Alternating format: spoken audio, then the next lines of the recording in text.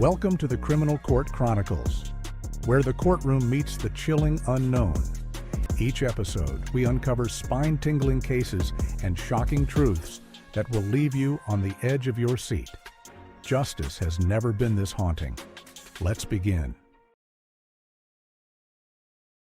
Today, we're tackling Richard Ramirez, the Night Stalker. A case that still fascinates, even for those familiar with it. I know you guys listening, you're true crime fans, but One that is different. this isn't just rehashing the headlines. No, we're going deeper. We're going beyond to understand what creates a killer like this. Because what's truly fascinating, even chilling, is the randomness. And that's the thing, right? So many serial killers, there's a type they go after. With Ramirez, that goes out the window. It's like his MO was chaos, pure terror, because anyone could be next. Which makes it even more important to understand where does it start and the sources on his early life. Disturbing's an understatement, right? Right. From day one, we see echoes of what's common in violent offenders. But with Ramirez, it's almost like a textbook case, sadly. The abuse from his own father. Yeah.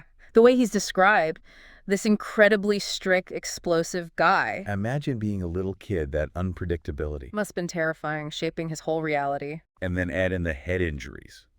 Young, before 6 years old. Oh, right, the dresser falling on in the playground swing. Brutal. At that age, the brain is so vulnerable. Those are key developmental years. It's like his very sense of self was being bombarded with trauma. And then enters the cousin, Mike, Vietnam vet. Yeah, this is where it goes beyond just a rough childhood, right? Mike bragged about the war, showed Ramirez photos, almost glorifying it. Not just glorifying, he murders his wife in front of Ramirez. 12 years old, witnessing that from someone he's supposed to trust.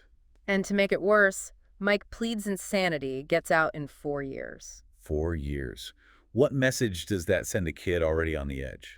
Right, like the world's saying violence has no real consequences. Which takes us to Ramirez as a teenager, and we see those echoes. And that's where things get really unsettling. Because it's not just mimicking, it's this escalation. But without the clear motives we often see. Exactly, and that makes it harder to track, to predict. Start small, peeping Tom with the brother-in-law. Seems almost harmless, but... But it normalizes voyeurism, violating privacy. It escalates. Like a gateway drug, he's getting off on control, pushing boundaries. And push he does. 14 years old, he's using his hotel job. Getting those master keys, breaking into rooms, it's bolder now. And he assaults a woman in her room while the husband's gone. Never reported, which is terrifying to think about. Because who knows what might have been different if he'd faced consequences then. Exactly.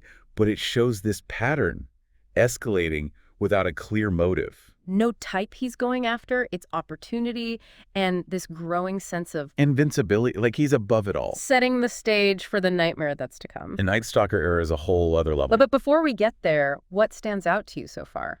It gets to me every time, those early chances to stop him, gone. And he feeds off that, doesn't he? Oh, absolutely. Like it just reinforces this idea in his head. That he's smarter, that he can get away with anything. Which makes the Night Stalker era so terrifying, starting 1984. 14 months, California's gripped with fear, and it's not just the violence, it's that he breaks all the rules. Right, like most serial killers, there's a type they target. Age, gender, even what their victims do for a living, some pattern. Ramirez.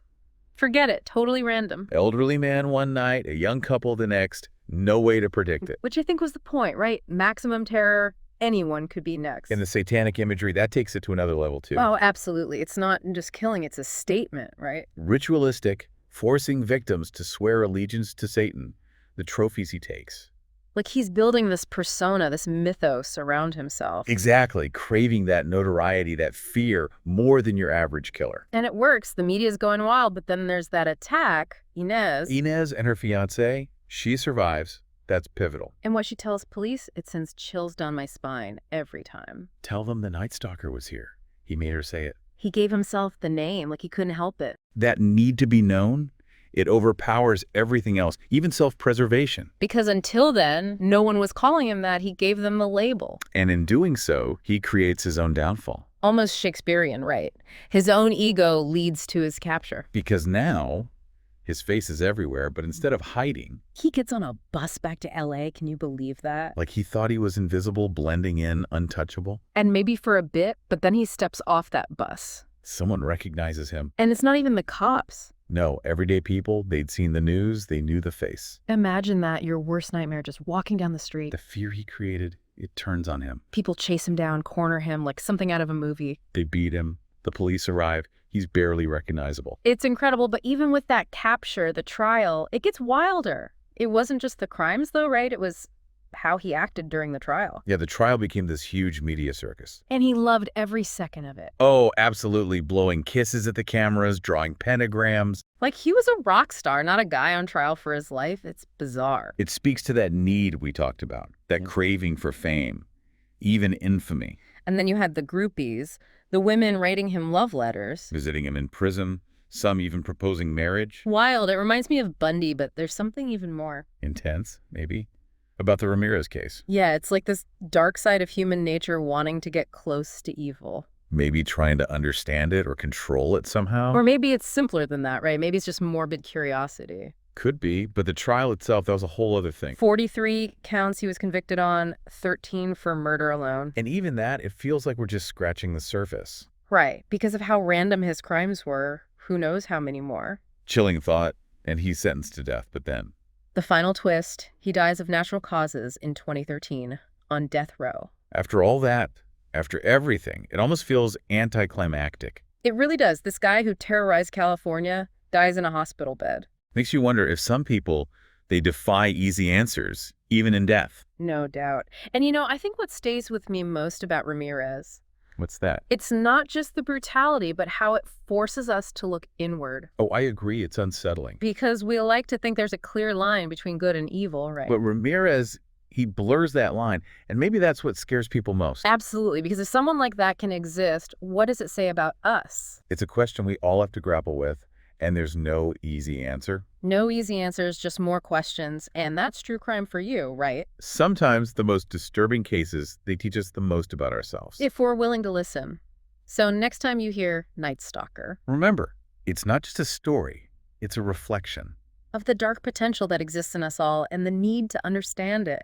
Because only then can we hope to stop it. Thanks for tuning in to the Criminal Court Chronicles.